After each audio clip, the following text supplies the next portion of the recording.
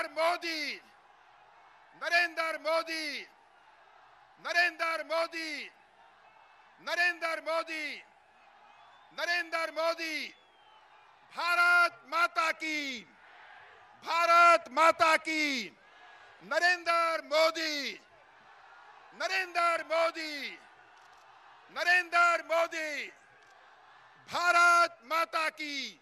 मैं माननीय प्रधानमंत्री जी से निवेदन करूंगा, आज रविदास जयंती पर उनके चित्र पर भारत माता की। सभी प्रत्याशी अपनी सीटों पर बैठ जाएं। भारत माता की। सभी अपने अपनी। माननीय प्रधानमंत्री जी से निवेदन करूंगा कि आज रविदास जयंती पर उनके चित्र पर पुष्पांजलि अर्पित करने का कष्ट करें। माननीय प्रधानमंत्री जी, भारत, माननीय प्रधानमंत्री जी आज रविदास जयंती पर उनके चित्र पर माल्यार्पण कर रहे हैं, जिन्होंने गरीब समाज के लिए संघर्ष किया और आज प्रधानमंत्री जी उनके लिए संघर्ष कर रहे हैं। डॉक्टर भीमराव अंबेडकर को पूरी दुनिया में पहचान दी उन्होंने, और उन्होंने कहा बाबा तेरा मिशन अधूरा, नरेंद्र मोदी करेंगे पूरा। भारत माता की, भारत माता की। नरेंद्र मोदी, नरेंद्र मोदी। मैं इस क्षेत्र के लोकप्रिय सांसद निशंक जी से निवेदन करूंगा, माननीय प्रधानमंत्री जी को गंगा जली देकर जो उनको सम्मानित करें। आज गंगा के तट पर माननीय प्रधानमंत्री जी आए हैं, उनका बहुत बहुत अभिनंदन और स्वागत है। भारत माता की, भारत माता की। उनका सहयोग मदन कौशिक जी, स्थानीय विधायक मदन कौशिक जी भी उनका सहयोग करें। भारत माता की, भारत माता की। नरेंद्र मोदी। सुरेश राठौर जी रविदास जी का चित्र देना चाहते हैं उनकी जयंती पर, हमारे प्रत्याशी सुरेश राठौर जी। भारत माता की। भारतीय जनता पार्टी। भाइयों और बहनों, आज प्रधानमंत्री जी हमारे बीच में आए हैं। हम लोगों ने दिल्ली देहरादून में जो रैली की थी, उस दिन संकल्प लिया था कि भय न भ्रष्टाचार, इस बार भाजपा सरकार। मोदी जी हमारे बीच में आए हैं, अटल जी ने बनाया था, मोदी जी संवारेंगे। इसी भावना के साथ मैं सीधा माननीय प्रधानमंत्री जी से निवेदन करता हूं कि आए और अपने विचारों को प्रकट करें, क्योंकि ये 3 घंटे से जनता बैठी हुई है। माननीय प्रधानमंत्री जी, भारत माता की, भारत माता की। नरेंद्र मोदी, नरेंद्र मोदी। जोरदार तालियां बजाइए माननीय प्रधानमंत्री जी के स्वागत में, हाथ उठाकर। भारत माता की, भारत माता की। भारतीय जनता पार्टी। भारत माता की।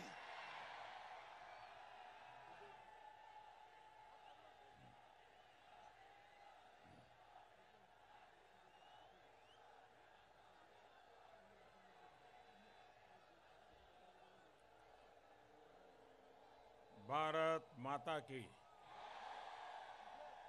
भारत माता की। मंच पर विराजमान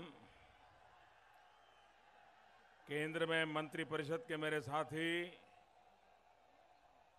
श्री जेपी नड्डा, श्री धर्मेंद्र प्रधान,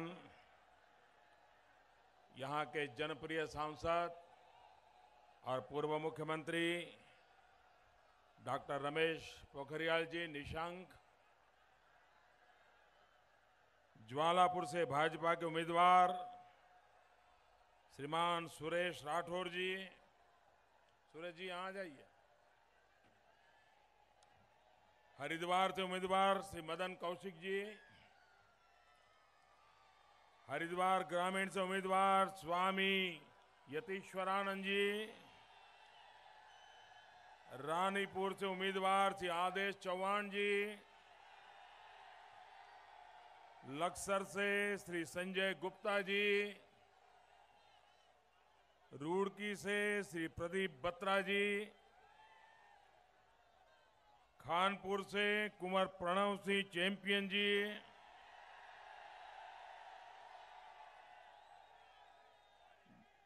ऋषिकेश से उम्मीदवार श्री प्रेमचंद अग्रवाल जी। भगवानपुर से श्री सुबोध राकेश जी।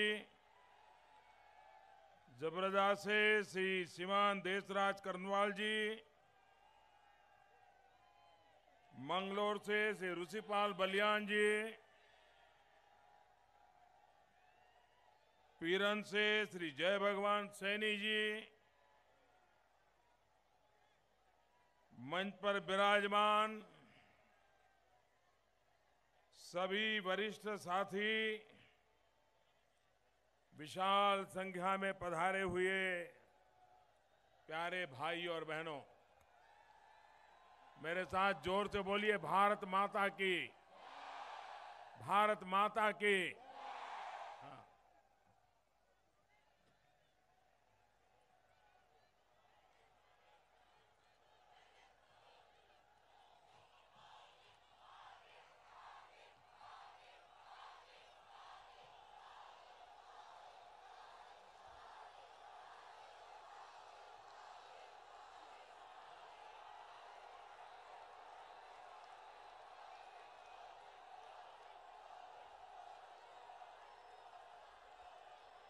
आप सब इतनी बड़ी संख्या में हमें आशीर्वाद देने के लिए आए, मैं नमन करते हुए आपका धन्यवाद करता हूं, आपका अभिनंदन करता हूं। मैं नहीं जानता हूं कि दूर दूर जो छत पे लोग खड़े हैं उनको सुनाई भी देता होगा कि नहीं देता होगा। उसके बावजूद भी जहां भी मेरी नजर पहुंचती है लोग ही लोग नजर आ रहे हैं।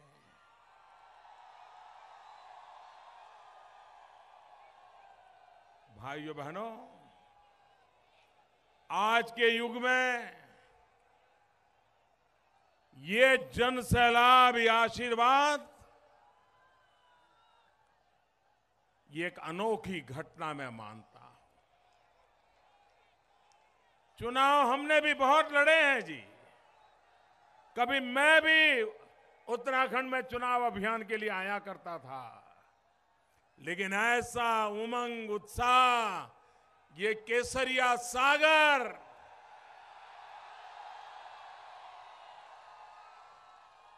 और इतनी बड़ी संख्या में माताएं, बहनें, भाइयों बहनों, सदियों से हमारे देश में जब भी हरिद्वार की चर्चा होती है, इस देवभूमि का नाम लिया जाता है, तो देवभूमि कहते ही कश्मीर से कन्याकुमारी, हिंदुस्तान के किसी भी कोने में कोई भी हिंदुस्तानी होगा, देवभूमि कहते ही उसको हरिद्वार, गंगा जी, मठ मंदिर, ये बर्फीली चोटियां, ये हरी भरी दुनिया, योग, ऋषि, मुनि, यही सबसे पहले याद आता है। देवभूमि को याद करते ही एक पवित्रता का भाव मन में उमड़ करके आता है। लेकिन भाइयों बहनों, आज वक्त बदल चुका है। अब वो दिन नहीं रहे। आज देवभूमि बोलते ही दागी सरकार दिखाई देती है, दागी सरकार।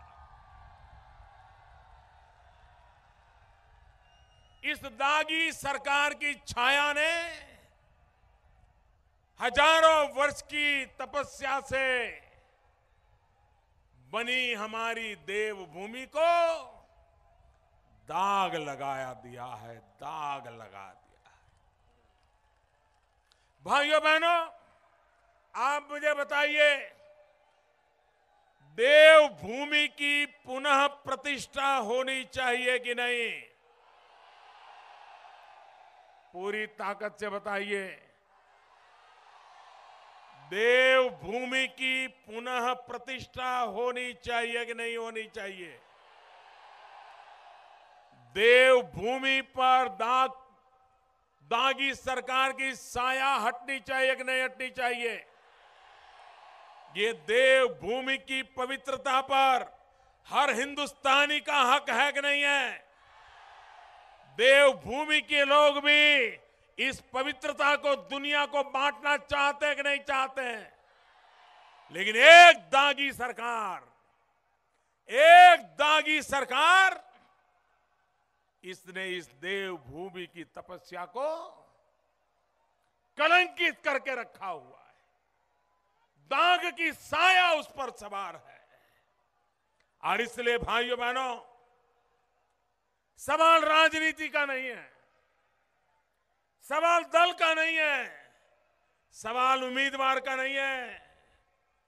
मुद्दा इस बात का है पूरा हिंदुस्तान देवभूमि के लिए गर्व करे। ऐसी देवभूमि बनाना हम सबका दायित्व है।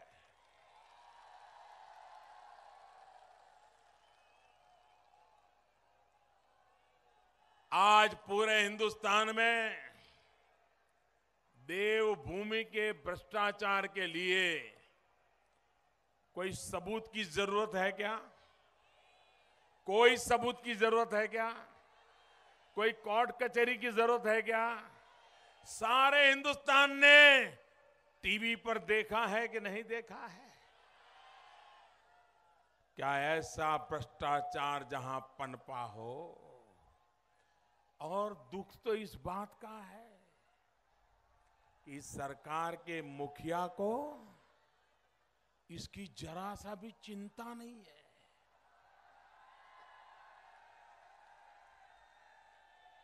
उनके बोलचाल से, उनकी चाल चलन से, उनके आचरण से ऐसा लग रहा है ऐसी चीजों को वो पचा गए हैं।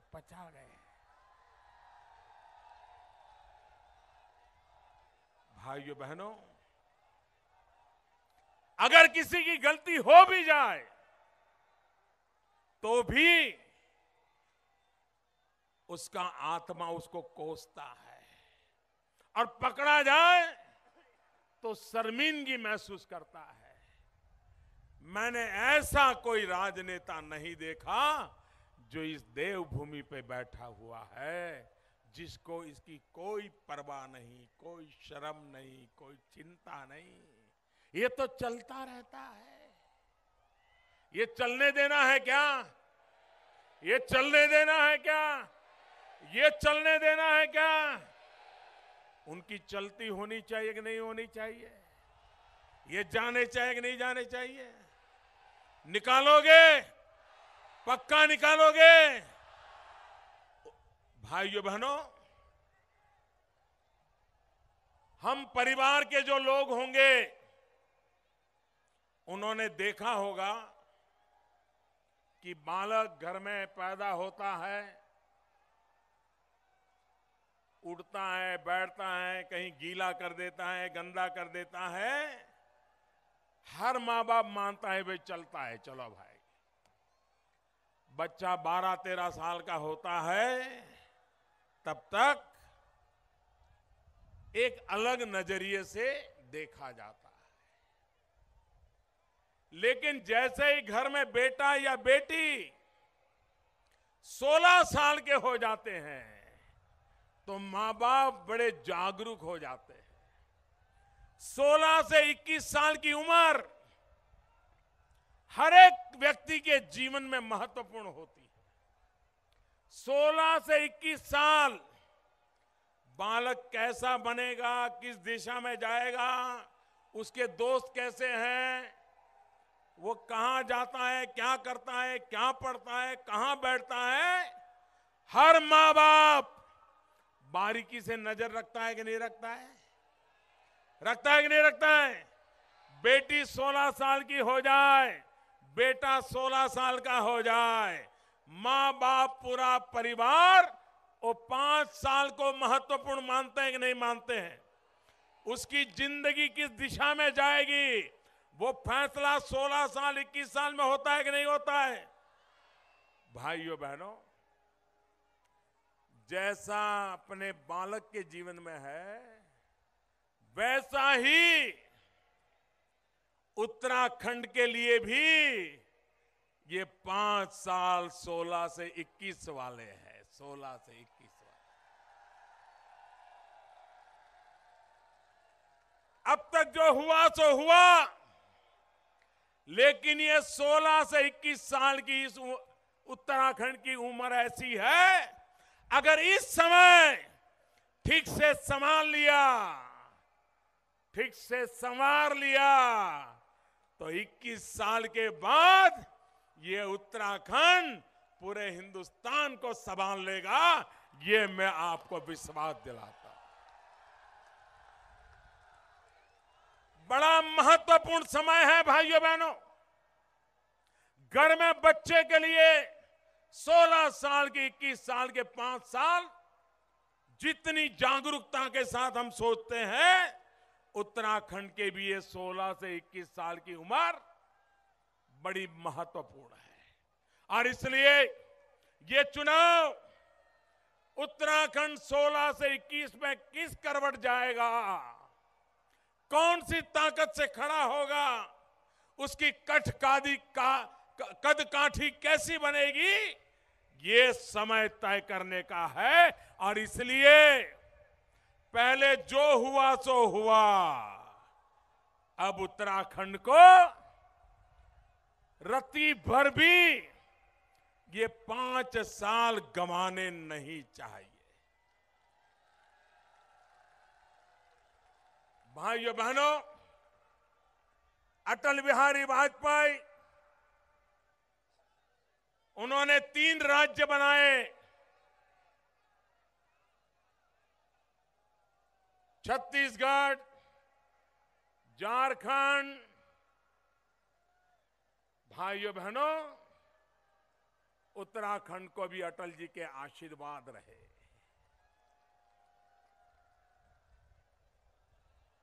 भाइयों बहनों, जिस सपने के साथ अटल जी ने उत्तराखंड के भाग्य को बदलने के लिए काम किया, बाद में दिल्ली में ऐसी सरकारें आई कि वो सारी गाड़ी पटरी पर से उतार दी। अटल जी के सपने पूरे करने का मैंने बीड़ा उठाया है भाई। जो वादे अटल जी ने किए हैं वो भी मैं पूरा करना चाहता हूं, और इसलिए मुझे उत्तराखंड के आशीर्वाद चाहिए। भाइयों बहनों, आप मुझे बताइए, ये 4 धाम की यात्रा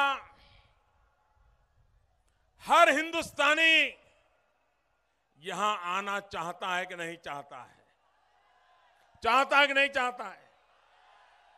लेकिन एक बार आने के बाद वो यही तय करता है कि इस जन्म का तो हो गया, अब अगले जन्म में देखेंगे। क्यों? न रास्तों का ठिकाना, न रहने का ठिकाना, न बिजली का ठिकाना, न पानी का ठिकाना, बीमार हो जाए तो दवाई का कुछ नहीं, ऐसे ही चलता रखा गया है। भाइयों बहनों, ये केंद्र सरकार की जिम्मेवारी है कि जहां अब हिंदुस्तान 4 धाम की यात्रा करना चाहता है, सुख चैन से वो यात्रा करके घर लौट सके, समय पर लौट सके। और इसलिए 12,000 करोड़ रुपया लगा करके 4 धाम को आधुनिक रास्तों से जोड़ने का काम हमने बीड़ा उठाया है। भाइयों बहनों, यहां का पानी, यहां की जवानी,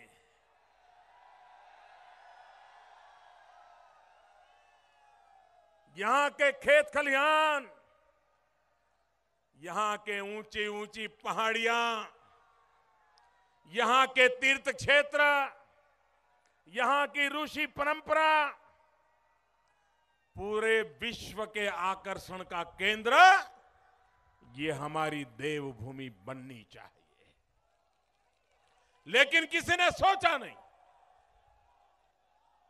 हम उस सपना लेकर के आए हैं आपके पास, और इसलिए भाइयों बहनों, उत्तराखंड में ऐसी सरकार आपको बनानी चाहिए। आज देखिए, पिछले 5 साल में उत्तराखंड का जो हाल हुआ है, कोई मामूली व्यक्ति इस बुरे हाल में से उत्तराखंड को बाहर नहीं निकाल पाएगा। ऐसे गड्ढे में डाल दिया, ऐसे गड्ढे में डाल दिया है, उसको बाहर निकालने के लिए डबल इंजन की जरूरत है, डबल इंजन की।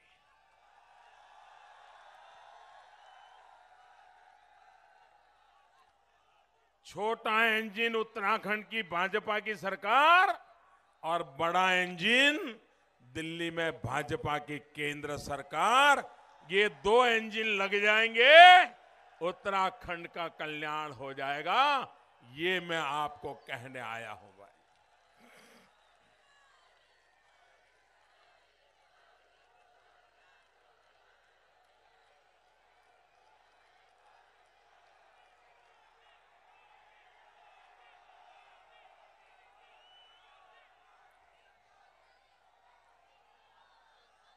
उत्तराखंड कोई गांव ऐसा नहीं है जहां की वीर माताओं ने ऐसे बेटे पैदा न किए हो जो मां भारती के लिए जीने मरने के लिए हर पल तैयार रहते हैं। मैं उत्तराखंड की उन माताओं को प्रणाम करता हूं जिन माताओं ने ऐसे वीर बालकों को जन्म दिया, जो आज मां भारती की रक्षा करते आए हैं, सदियों से करते आए हैं। आज भी कहीं न कहीं सीमा के किसी भी दुर्गम जगह पे जाइए, कोई न कोई नौजवान उत्तराखंड का मिल जाएगा आपको। वो डटा हुआ है, खड़ा हुआ है। इसलिए भाइयों बहनों, ये वीरों की भूमि है, ये वीर माताओं की भूमि है, ये त्याग बलिदान की भूमि है, और ऐसी भूमि को पूरा हिंदुस्तान नमन करता है भाइयों बहनों। लेकिन मैं तो हैरान हूं, इतने बड़े बड़े नेता पहले केंद्र सरकार में मंत्री थे, तो मंत्री रहते हुए उत्तराखंड का भला करने के लिए टाइम नहीं था, लेकिन उत्तराखंड की सरकार की कुर्सी खींचने के लिए भरपूर टाइम था। वो उत्तर दिल्ली में रहते थे, लेकिन 24 घंटे यही काम करते रहते थे। आपकी इतनी ताकत थी, अगर आपने एक काम किया होता, एक काम, जिस प्रदेश ने देश को सबसे ज्यादा फौजी दिए हो, जिस प्रदेश ने देश को सबसे ज्यादा रणबांकुरे दिए हो, जिस प्रदेश के लोगों ने देश की हिफाजत के लिए शहादत की हो, कम से कम 1 रैंक 1 पेंशन, इतना काम तो करवा लेते। दिल्ली सरकार में बैठे थे आप भाइयों बहनों, 1 रैंक 1 पेंशन के लिए कभी सरकार के सामने उन्होंने अपना प्रस्ताव तक नहीं रखा। हमने 2014 के चुनाव में कहा था, यहीं पर जनसभा में मैंने कहा था कि हमारी केंद्र में सरकार बनेगी, हम वन रैंक वन पेंशन लागू करेंगे भाई। 30-40 साल से लटका हुआ मसला, देशभक्ति की बातें करने वाली दिल्ली की कांग्रेस की सरकार हिंदुस्तान के सेना के जवान, निवृत्त सेना के जवान, सेवारत सेना के जवान, सेना के अफसर भारत सरकार को लिख लिख करके थक गए। लेकिन दिल्ली में बैठी हुई केंद्र की कांग्रेस की सरकार ये मान के बैठी थी कि ये तो डिसिप्लिन फोर्स है, देशभक्ति से भरे हुए लोग हैं, चुनाव आएंगे तब 2 भाषण कर देंगे, काम चल जाएगा। 30-40 साल तक यही किया भाइयों, आपके साथ ठगी की गई है। मैंने वादा किया था और आज मैं सर झुका करके नम्रता के साथ मेरे देश के फौजियों को कहता हूं कि हमने उस काम को पूरा कर दिया। ये लोग ऐसे थे, इनको अंदाज भी नहीं था कि वन रैंक वन पेंशन क्या होता है, लागू होता है तो क्या होता है, क्या नियम होते हैं, कितना धन लग, कोई हिसाब नहीं था, कोई हिसाब नहीं था, क्योंकि इन्होंने कभी भी इस मुद्दे का महत्व समझा ही नहीं। और ना समझी का सबूत है,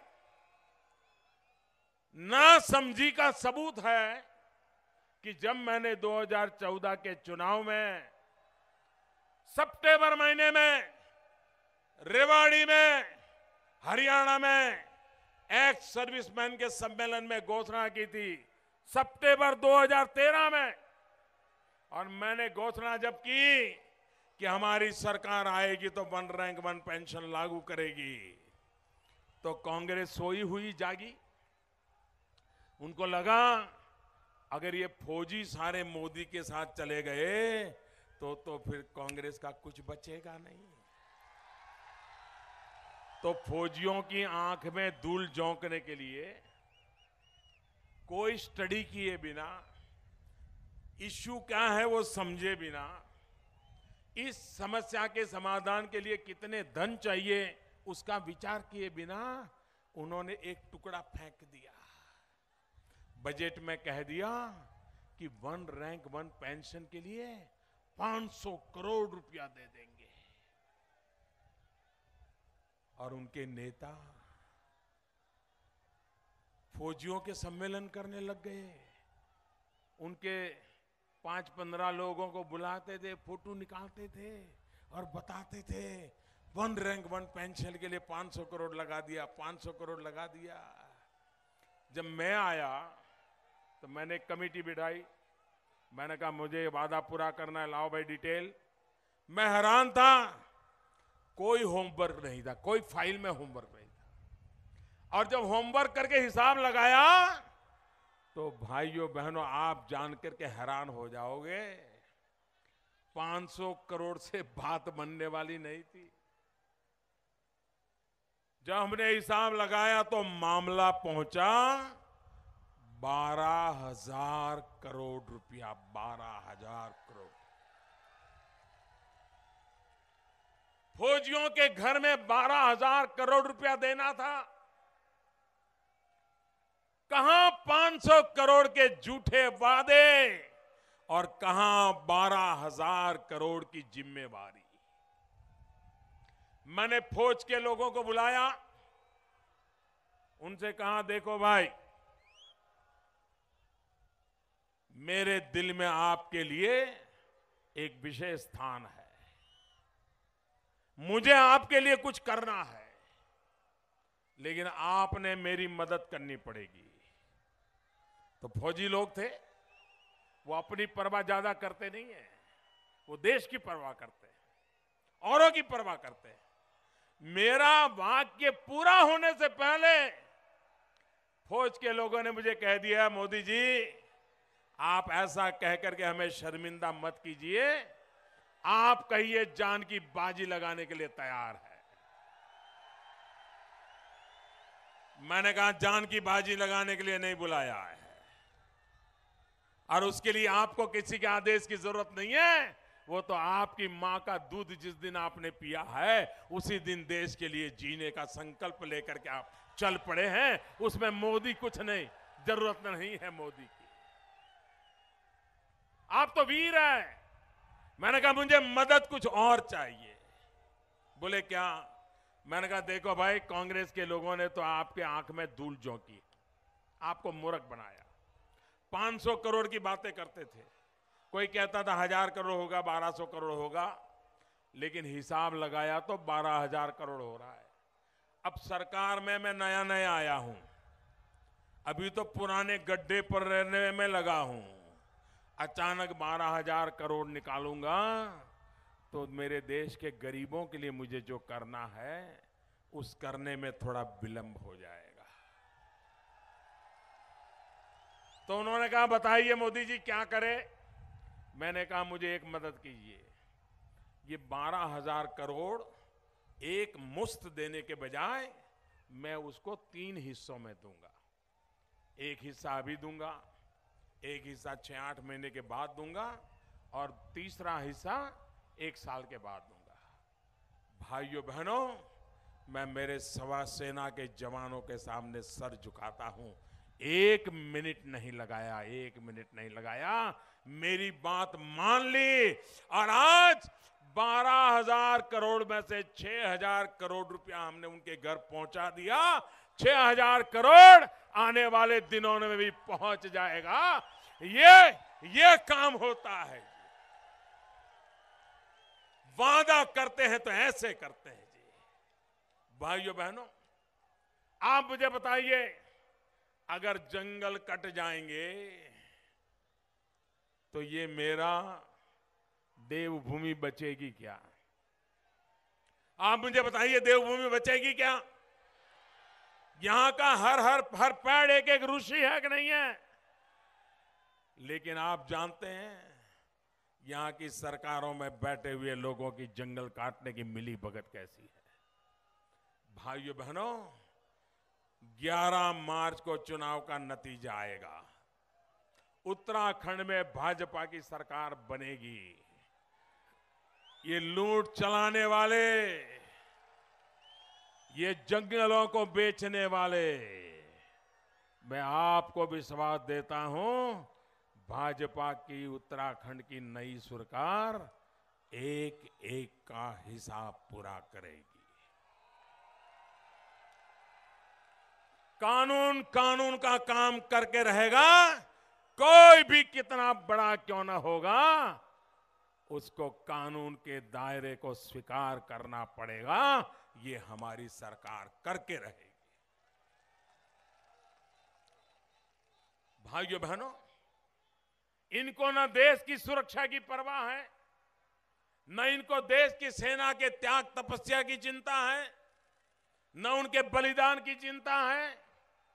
हमारे देश की सेना पराक्रमी है, पुरुषार्थी है। जब सर्जिकल स्ट्राइक हुआ, सीमा पार करके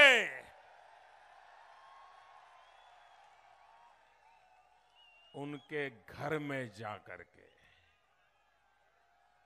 अंधेरी रात में मेरे देश के फौजियों ने उनको दिन में तारे दिखा दिए।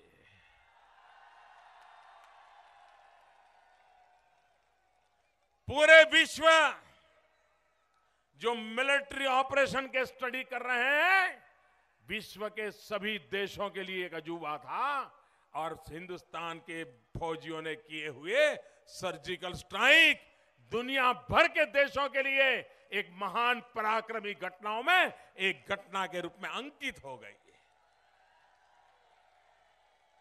लेकिन इनको पीड़ा इस बात की रही, ये हुआ कैसे, पता क्यों नहीं चला। हम तो चिल्ला रहे थे कि मोदी कुछ करता नहीं है। भाइयों बहनों, मुझे बताइए, क्या सर्जिकल स्ट्राइक करने के पहले मुझे मीटिंग बुलानी चाहिए क्या? ऑल पार्टी कॉन्फ्रेंस करनी चाहिए क्या? इन लोगों को मुझे पूछना चाहिए कि मैं बाईं ओर जाऊं कि दाईं ओर जाऊं क्या? भाइयों बहनों, ऐसे निर्णय ऐसे नहीं होते हैं। फौज पे भरोसा रखना होता है, उनको इतना ही कहना होता है, आप है, हिंदुस्तान है, दुश्मनों का मैदान है, जज्बा है, खेल आपके हाथ में है, और वो करके दिखाते हैं।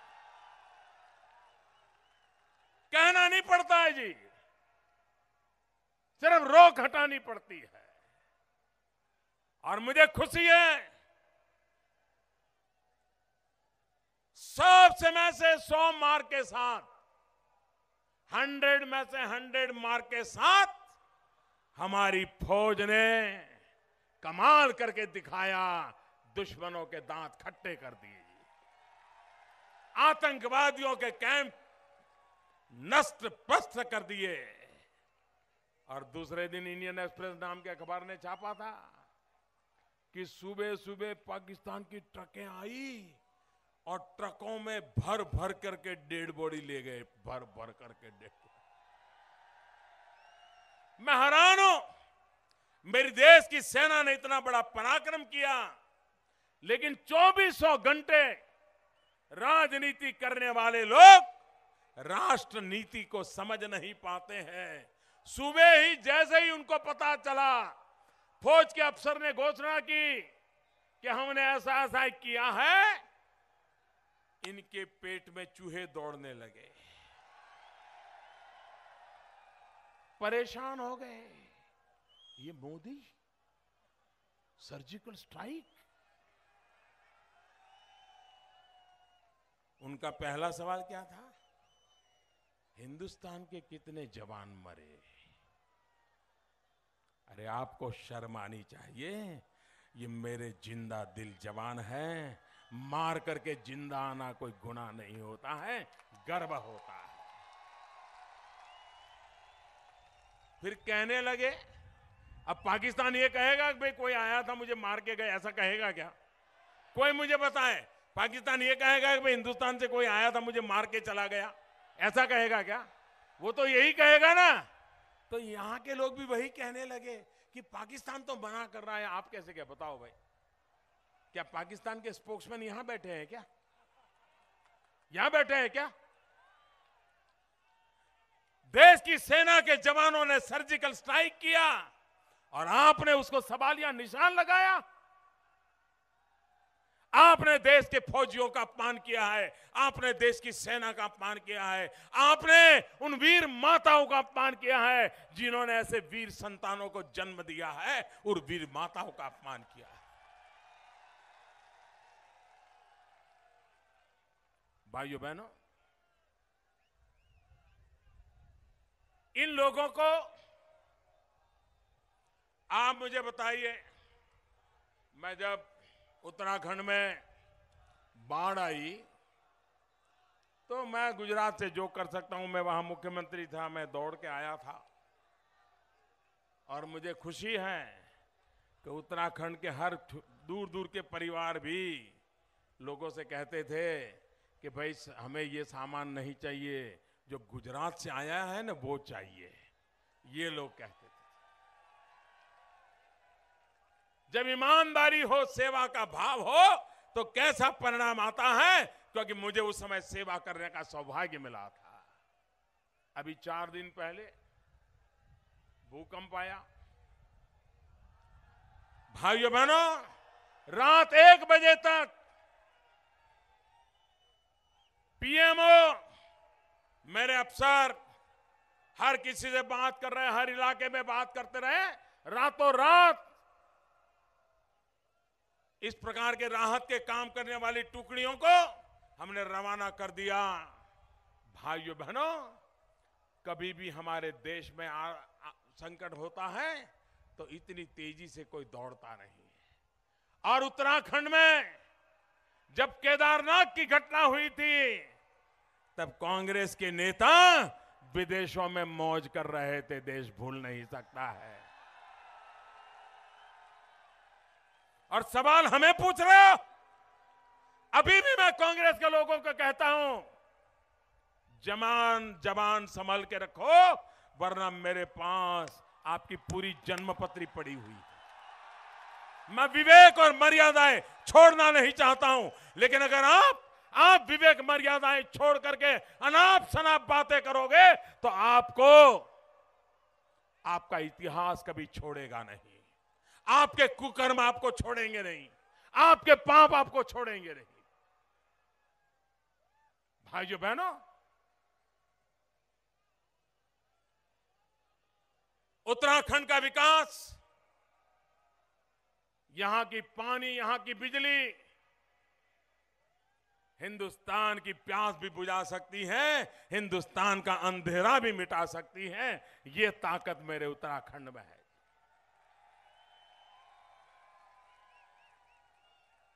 जो राज्य हिंदुस्तान का अंधेरा मिटा सकता है, उस राज्य को अंधेरे में आपने डुबो के रखा हुआ है। इससे बड़ा दुर्भाग्य क्या हो सकता है।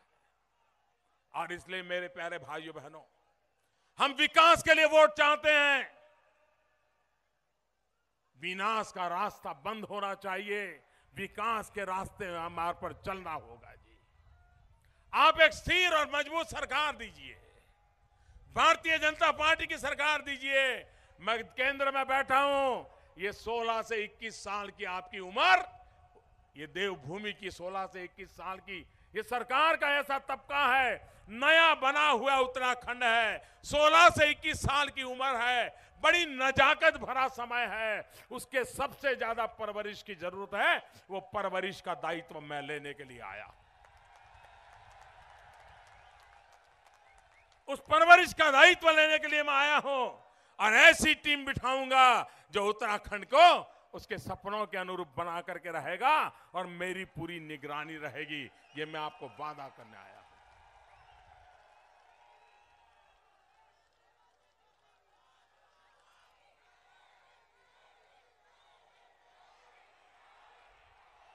भाइयों बहनों, आज दुनिया में टूरिज्म सबसे तेज गति से आगे बढ़ने वाला उद्योग है। दुनिया भर से टूरिस्ट हमें मिले। कुछ लोगों ने ऐसा झूठ चलाया 8 नवंबर रात को 8 बजे, जब मोदी कह रहा था, मेरे प्यारे देशवासियों, अभी भी कुछ लोग हैं सो नहीं पाए हैं, बहुत परेशान है, क्योंकि उनका सारा काला कारोबार अब कागज पर लकीरों में फिट हो चुका है, बैंकों में अंकित हो चुका है। कहां से आया, कहां आया, कौन लाया, कैसे लाया, ये सब अब कैमरा के सामने आ चुका है। इसलिए ऐसे लोगों को नींद नहीं आती है। भाइयों बहनों, इस देश को 70 साल तक लूटा गया है। क्या इस बात से कोई इनकार कर सकता है? क्या लूटा गया है कि नहीं लूटा गया है? जिसको जहां पद मिला उसने पाने की कोशिश की है कि नहीं की है? जुल्म करके की है कि नहीं की है? किसी दरोगे ने भी मौका मिला है तो किसी को छोड़ा है क्या? स्कूल वाले ने भी एडमिशन में डोनेशन लेने से छोड़ा है क्या? भाइयों बहनों, काले कारोबार की आदत लग गई थी। जरूरतमंद लोगों को लूटने की आदत हो गई थी। मेरी भ्रष्टाचार के खिलाफ लड़ाई है, मेरी काले धन के खिलाफ लड़ाई है। और भाइयों बहनों, जिन्होंने गरीबों का लूटा है वो मुझे गरीबों को लौटाना है।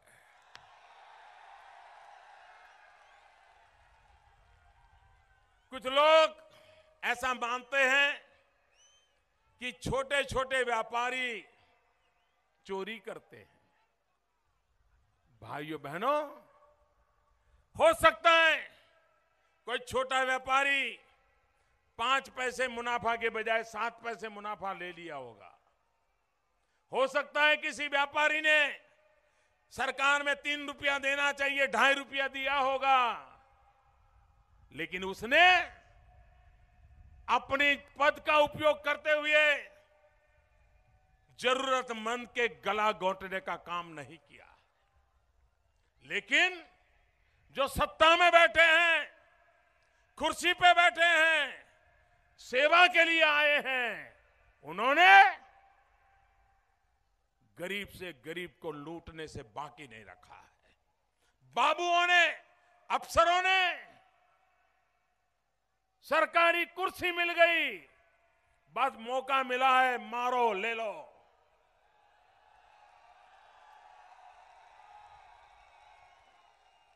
मेरी लड़ाई उनके खिलाफ है जिन्होंने पद पर बैठ करके लूटा है, उनके खिलाफ मेरी लड़ाई है। छोटे छोटे व्यापारियों से मेरी लड़ाई नहीं है। छोटे व्यापारी तो कानून का पालन करना जानते हैं और कानून का पालन करते भी हैं, और गलती हो जाती है तो ठीक भी करने को तैयार होते हैं।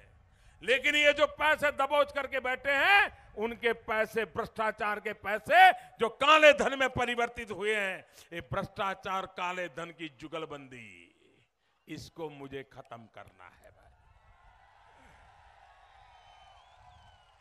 अभी भी परेशान है। मोदी ने नोटबंदी की, नोटबंदी की, नोटबंदी की। अरे नोटबंदी की है इसलिए कि 70 साल तक जिन्होंने लूटा है, वो लूट मुझे निकालनी है, और वो मैं निकाल के रहूंगा।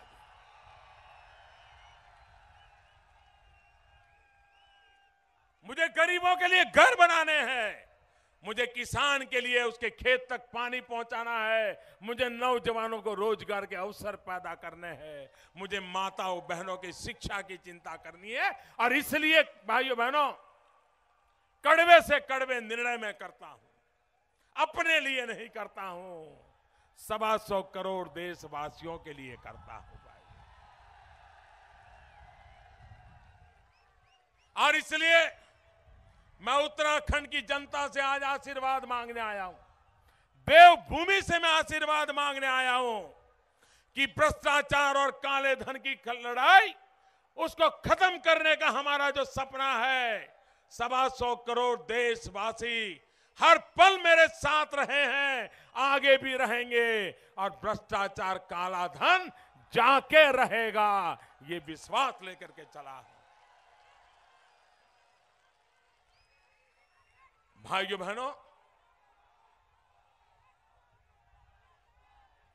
आप हमें बताइए, हमारे यहां धर्मेंद्र जी प्रधान बैठे हैं, वो हमारे पेट्रोलियम सेक्टर के मंत्री हैं। आपको याद है, आपको पहले घर में गैस का चूल्हा और गैस का कनेक्शन चाहिए, तो आपको लगता था मिलेगा? किसी की पहचान लगती थी कि नहीं लगती थी? काले बाजारी करनी पड़ती थी कि नहीं करनी पड़ती थी? बड़े बड़े लोगों का कुर्ता पकड़ करके दौड़ना पड़ता था कि नहीं दौड़ना पड़ता था? भाइयों बहनों, ऐसा क्या हुआ भाई कि 2014 में हमारी सरकार बनी, उसके पहले गैस पाने के लिए आप तड़पते थे, और हमारी सरकार बनने के बाद घर घर जाकर के गरीबों को ढूंढ ढूंढ करके गैस देना कैसे शुरू हुआ? इतने कम समय में 1.25 करोड़ से ज्यादा लोगों के, गरीबों के घर में गैस का चूल्हा, गैस का कनेक्शन पहुंच गया। अब लकड़ी काटने के लिए जाना नहीं पड़ रहा है, जंगल कटते नहीं है, 400 सिगरेट का धुआं जो मां के शरीर में जाता था खाना पकाते समय, अब जाता नहीं है। मां भी तंदुरुस्त हो रही है, बच्चे भी तंदुरुस्त हो रहे हैं, तेजी से खाना पक रहा है, गरीब का पेट भर रहा है। ऐसे काम होता है।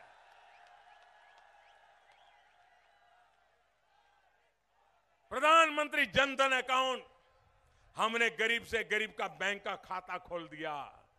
अब इनको समझ आ रहा है कि मोदी 2 साल पहले खाते क्यों खुलवा रहा था।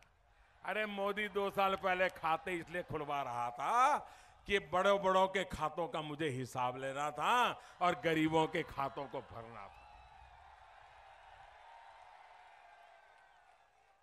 और इसलिए भाइयों बहनों, अब 2.5 साल हो गए तो समझ रहे हैं कि ये मोदी तो गरीबों के लिए जीता है, ये मोदी गरीबों के लिए जूझता है, ये मोदी गरीबों को ताकतवर बनाने के लिए मैदान में आया है। भाइयों बहनों, ये कोई मैं उपकार नहीं कर रहा हूं, मैंने गरीबी देखी है, मैं गरीबी में पैदा हुआ हूं, मैंने गरीबी को जिया, मैं जानता हूं गरीबी क्या होती है, गरीबी के कारण जिंदगी कितनी मुश्किल होती है वो मैं जी करके आया हूं। और इसलिए जिंदगी भी, ये सरकार भी गरीबों को लिए मैं आहूत करने के लिए निकला पड़ा हूं। मुझे गरीबों का कल्याण कर रहा है। भाइयों बहनों, उत्तराखंड में एक मजबूत सरकार बनाइए। उत्तराखंड का भाग्य बदलना है और उसके लिए मुझे आपका साथ सहकार चाहिए। विकास की नई ऊंचाइयां करनी है, नौजवान को रोजगार के लिए उत्तराखंड छोड़ना न पड़े, ऐसा उत्तराखंड उद्योगों से भरा भरा बनाना है। ये काम मुझे करना है। और मुझे विश्वास है, जब देवभूमि से आशीर्वाद मिल गए हैं और इतनी बड़ी तादाद में आप आशीर्वाद देने आए हैं, मेरा पूरा विश्वास है उत्तराखंड का भाग्य 11 मार्च के बाद उत्तराखंड की जनता लिख देगी। ये मेरा विश्वास है और हम आपके साथ होंगे, आपके सपनों को पूरा करेंगे। मैं आपका बहुत बहुत आभारी हूं। दोनों मुट्ठी बंद करके पूरी ताकत से बोलिए, भारत माता की, भारत माता की, भारत माता की, भारत माता की। बहुत बहुत धन्यवाद।